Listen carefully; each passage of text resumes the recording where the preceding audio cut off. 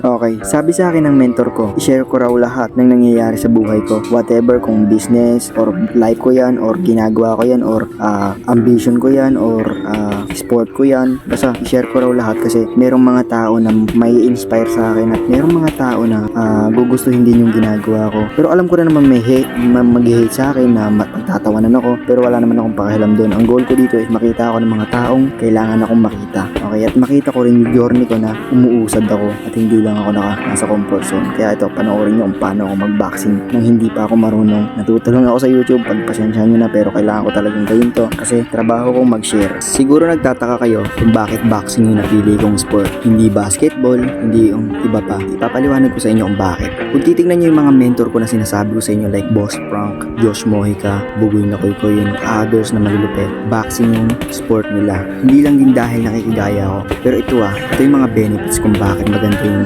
boxing. Una sa lahat, healthy ka na. Tapos, pinagpapawisan ka pa. Katulad din sa basketball, pares lang din naman. Healthy kayo parehas, goods kayo parehas, maganda yung health nyo. Pero ito yung isang advantage kung bakit. Yung basketball, puro pag-shoot, puro dribble and rebound yan. Okay, goods din naman, walang problema.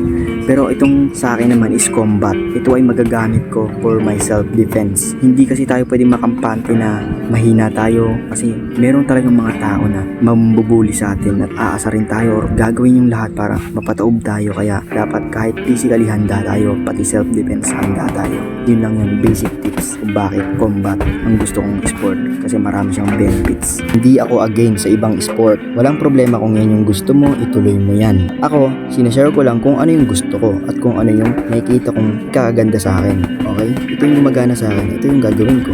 Okay?